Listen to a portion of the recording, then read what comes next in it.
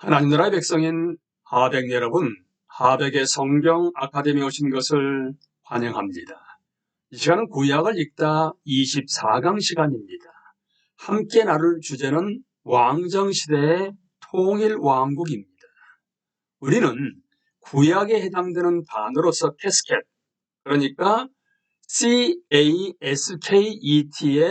이번 왕정시대는 네 번째 해당되는 시대로서 그 시대 중에서도 특별히 우리가 나눈 주제는, 오늘 함께 나눌 주제는 통일왕국입니다.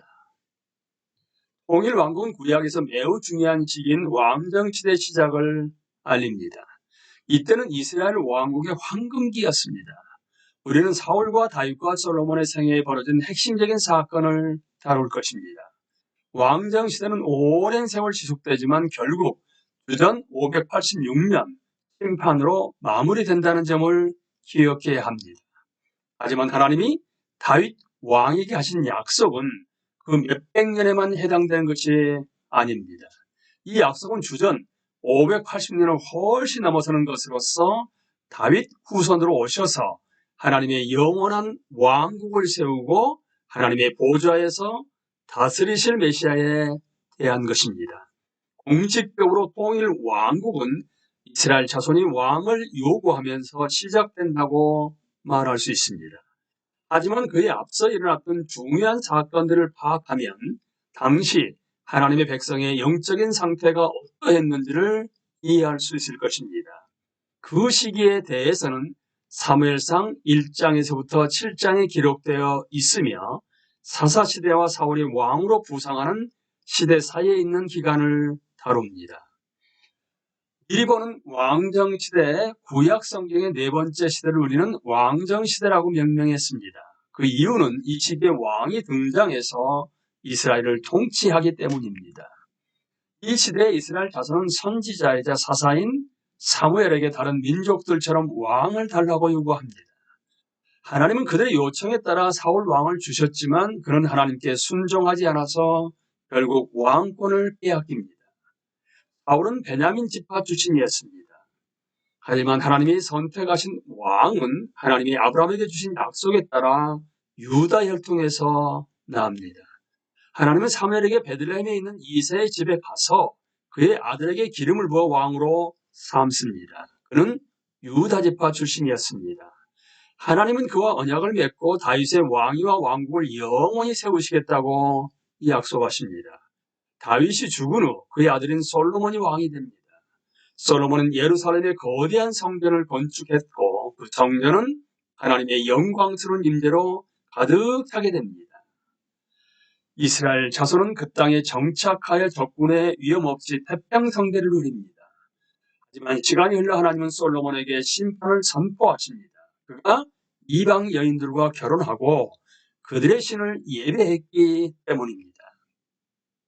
왕정시대 중 첫 번째 시기를 통일왕국시대라고 말합니다. 예루살렘의 한 왕이 12지파 모두를 통치했기 때문입니다. 이 시대는 주전 930년부터 시작된 분열 왕국시대와 구분이 됩니다. 이 통일왕국시대에 예루살렘에서 통치했던 왕으로는 사울, 다윗, 솔로몬이 있습니다. 솔로몬이 죽은 후에 그의 아들 르호보암이 왕이 됩니다. 하지만 얼마 지나지 않아 내전이 발생하여 왕국은 분열되고 맙니다. 10지파는 북으로 향하여 군대 지도자인 여로보암의 휘하에 들어갑니다. 그리고 유다와 베냐민 지파는 레위 지파와 함께 남쪽 예루살렘에 남습니다. 주전 930년에 발생한 왕국의 분열은 하나님이 우상을 숭배한 솔로몬에게 심판을 내리신 직접적인 결과입니다. 이때부터 두 왕국이 공존하는데 북쪽에 위치한 왕국은 북이스라엘이라고 하고 남쪽에 위치한 왕국은 남유다라고 합니다. 우리는 이제 왕정시대의 통일왕국에서의 특별히 통일왕국 이전 시대에 대해 함께 나누겠습니다. 통일왕국 이전 시대에 대한 정보는 사무엘상 1장부터 7장에 기록되어 있습니다. 사무엘서는 한나라는 여인과 그의 남편 엘가나라는 사람의 이야기로 시작됩니다. 엘가나는 매년 실로에 가서 하나님께 경배하고 제사를 드리는 사람이었습니다. 한나는 그의 아내로서 아이를 낳지 못해 크게 번민에 쌓인 여인이었습니다. 그에 반해 엘가나의 다른 아내는 많은 자녀를 두고 있었습니다. 한나는 격렬하게 흐느끼면서 하나님께 자녀를 구하고 자신의 요구를 들어주시면 그 아이를 여호와께 드리겠다고 서원합니다. 하나님은 그 기도에 응답하셨고 한나는 아들을 낳자 그 이름을 사무엘이라고 합니다. 그리고 한나는 아이가 젖을 떼자 서원을 지키기 위해 아이를 들여 여호와를 섬기게 합니다. 이때 실로의 성 엘리 제사장이 두 아들 홈니와 비느하스와 함께 하나님을 섬기고 있었습니다. 하지만 여호와의 분노가 엘리의 집에 타오르고 있었습니다. 엘리의 아들들이 제물의 가장 좋은 부분을 취했기 때문이었습니다. 하나님은 엘리에게 그의 아들들이 하나님의 제사를 멸시하였으므로 죽을 것이라고 말씀하십니다. 그리고 하나님은 사무엘을 부르셔서 실로에서 하나님을 섬기게 하시고 엘리의 집에 곧 심판이 임할 것이라고 하십니다. 사무엘은 선지자이기 때문에 하나님이 자신에게 가르쳐 준 대로 엘리에게 알립니다. 이 일이 있은 지 얼마 지나지 않아 사무엘상 4장 5절에 기록된 대로 비극이 닥칩니다. 이스라엘은 블레셋 사람들에게 패배하여 하나님의 궤를 빼앗겼고 궤는 블레셋의 성읍으로 옮겨졌습니다. 홈니와 비느하스는 죽었고 그들의 아비 엘리도 아들들이 죽었으며 하나님의 궤도 빼앗겼다는 소식을 듣고 죽고 맙니다. 당시 비느하스의 아들을 임신한 그의 아내도 이 소식을 듣고 조산아를 낳고 죽고 맙니다. 참으로 비극적인 사건이었습니다. 이는 이스라엘의 영적인 상태가 얼마나 위중했는지를 나타냅니다. 하나님의 궤가 떠났다는 것은 하나님이 자신이 거하시는 곳을 버렸다는 의미였습니다. 비느하스와 그의 아내에게서 난 아들의 이름을 이가봇이라고 했는데 영광이 떠났다는 의미였습니다. 이러한 사건이 발생한 이유는 이스라엘의 죄를 저질러 하나님이 심판하셨기 때문입니다. 하지만 하나님은 하나님의 죄를 탈취한 블레셋 사람들에게 진노하십니다. 그래서 그들을 독한 종기로 치셨고 7달이 지난 후 그들은 결국 이스라엘에게 죄를 반환하게 됩니다.